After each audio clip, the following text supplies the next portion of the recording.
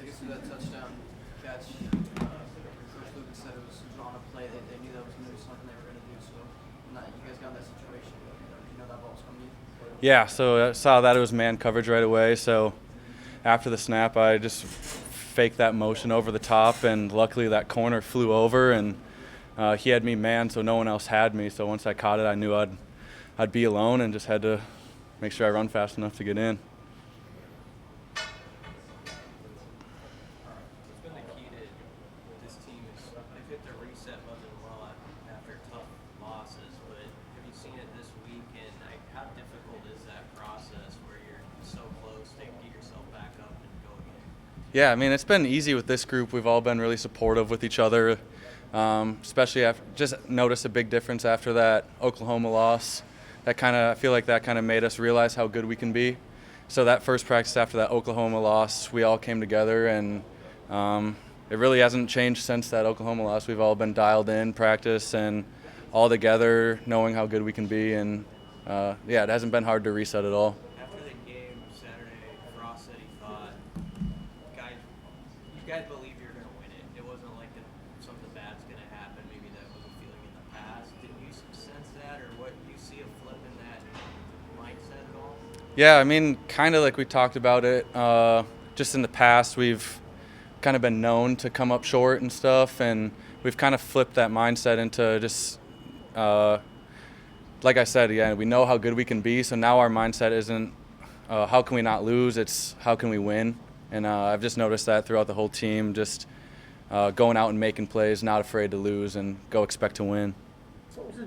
What was so instructive about that Oklahoma game? Is there anything in particular? Anything's in particular? I think that was a game where we all played really well on all units, and we realized that that's our reality now. Is we're a team that can compete with anyone, and just having that test. I mean, I think they were ranked third, so once we go at the time. So once we go head to head with those guys, it was just a matter of doing that and realizing, okay, now we know for a fact, rather than maybe we can go head-to-head with them, now we know for a fact we can go head-to-head with anyone in the country. What have you seen from Ramir the last couple of weeks with what he's been able to do, and what does that do for the offense when you see a guy who wasn't high up on the depth chart early on kind of ascend the way he did? Yeah, I mean, he's got the veteran mindset where he just comes to work every day, and he's a back that can do it all. He can catch the balls, as you saw. He can make people miss. He runs hard. So it's been nice to have him just be that leader in their room, and you've seen it. That helps all the backs below him. You see Yant stepping up, and Savion and Step, like they're all just following after him, and it's made our running back a strength of our offense. Coach Lucas said that it says a lot about a guy, how they bounce back from being demoted. Ben Hart obviously back in the lineup now. What does it say that he was able to step up when you guys needed him? Yeah, I mean, that's huge. It's really common for someone to lose their spot and just put their head down and kind of give up. It's easy to do, it's demoralizing, but Ben Hart stepped up, and I noticed it on Adrian's touchdown to retake that lead. It was Ben Hart's big block who did it, and that just shows you he didn't put his head down. He came to work every day and practiced hard and didn't lose a step. He still got better during his backup days, and we all have confidence in him. He was our starter, and now he's a starter again, and Speaking of Adrian, a couple of guys have called him a warrior. A lot of talk about his toughness the last few weeks. Why is that? Why is that the focus with him recently? What is he showing you guys that says that he's so tough? I mean, he's taking every snap on offense. He's running. He's getting tons of carries, getting hit, making all the throws. He gets hit on a lot of his throws, and you don't see him take a play off. He's giving it 100% on every single play, and a lot of us rotate in. So I mean, if we see someone taking every snap as hard as he can, if we're rotating, we better be working just as hard as Adrian, and that rubs off on us and makes us a better offense. How much do you guys drill the 2-minute stuff in practices during the week? And I mean, how do you do in practice? Do you feel like you perform it pretty well? Yeah, we definitely.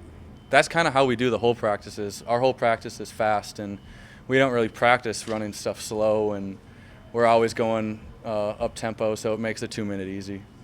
That second down, you see some space on that second down play? Yeah, definitely saw some space. But yeah, like he had pressure and just had to get one off, and it was just a bit high. This question may go nowhere. I don't even know if you noticed, but I guess Frost mentioned Trev Alberts was in the locker room after the game talking to some guys. You see him around? Is that you see the AD? Yeah, I heard. I didn't see him personally, but I heard that he came around, and I mean, obviously, yeah, that's a huge compliment to us having that AD be present in our locker room and just kind of encourage us. And I don't think a lot of programs have an AD that supports a football program as much as he does.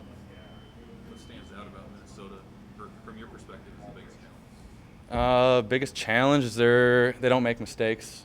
They have a plus turnover margin, so we got to make sure that we're not turning the ball over because we know they're not going to turn the ball over. And they're just sound team and physical defense.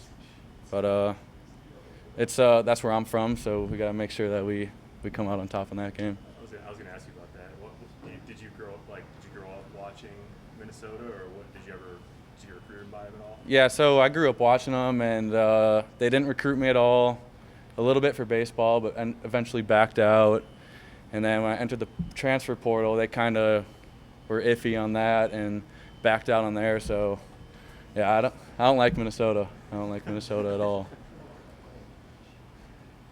Ben Hart, obviously from there too. Can you talk about that a little bit? Yeah, we're locker buddies, so he's right next to me in the locker room, and we always talk about how we don't like Minnesota and we got to beat them. We got to beat them this week. Fired up. Yeah. Beyond the obvious of getting back in the lineup. Yeah, he's fired up just to be starting, and even more fired up to get a chance to beat our hometown. So your locker's next to his. You see him every day. How did his demeanor seem during the 2 weeks where he was? Yeah, I mean, he was disappointed. I mean, he works hard, and he's a competitor, so obviously, yeah, he's not going to be happy about getting demoted. But on the field, I mean, you didn't see a step down. You saw him work maybe even harder, and he got better every single day. Did you say when the news first came down that they were going to switch up the line? Did you say anything to him to encourage him? I didn't say much to him. I know the offensive line is tight knit, and they talked it out, and basically just said that your spot's always up for grabs. There's competition throughout the season. It's a long season, so they just really emphasize that you're competing for your spot every day. So just because you get demoted one week doesn't mean that you can't gain it back the next. Do you know anyone on Minnesota being from there? I'm kind of old now, but I know Philip Howard. We played against each other in baseball and football growing up, probably since like 6th grade. So we're gonna be two 23-year-olds out there, and it'll be fun to play him one more time. You got any food recs for us? Food recs? I don't know about Minneapolis now.